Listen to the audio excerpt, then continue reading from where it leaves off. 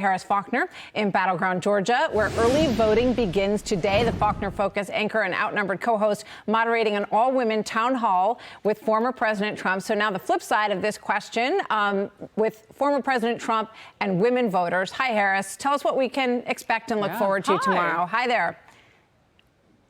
Well, first of all, women know their power in every election because we make up the largest active and registered group of voters in America.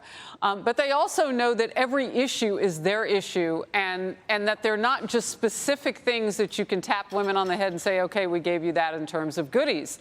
So the candidates are really in the last stretch for making their, Martha, you know this, their closing arguments, particularly to that huge voting bloc. And right now, from our power rankings at Fox News, we found that there's been a shift now late in the game to Kamala Harris, but only by 3 points. So with all of the good press and all the things and talking about abortion in ways that she invokes freedom, Kamala Harris, and all of that, it hasn't gained her much. A cohesive down the stretch argument by Donald Trump on the issue of abortion is something that voters want to see. That's what they're telling me here on the ground. And you and I both talk to voters all the time with our interviews and so on and so forth.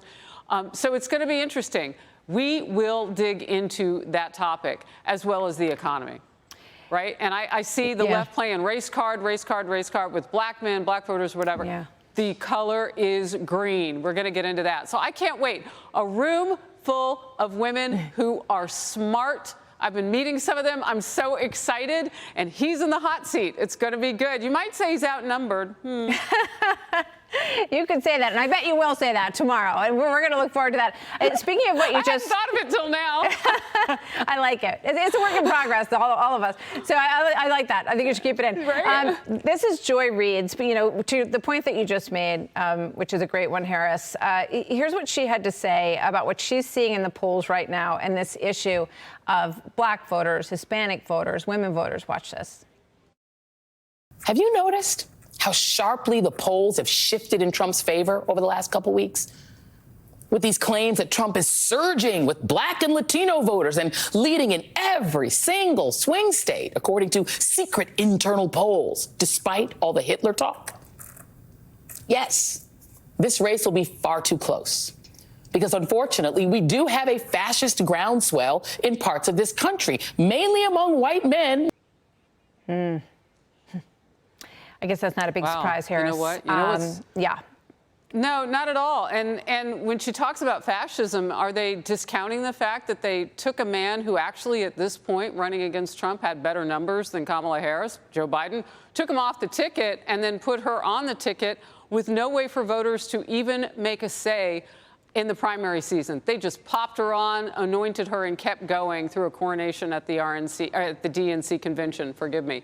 So it is interesting that fascism is how they want to go, racism is how they want to go, and it is decidedly racist at this point to say that if you, it's a turn on what Joe Biden said. If you don't vote for a certain candidate and you're black, you're not really black. And what Obama has said and what Kamala Harris is saying and her surrogates are saying is, you don't really know what you're doing, black men, unless you vote for her. You don't like women, black men. You're not real men, black men, unless you vote for her. That feels decidedly, it's racist, it's sexist, it's offensive. I don't know if you win votes like that.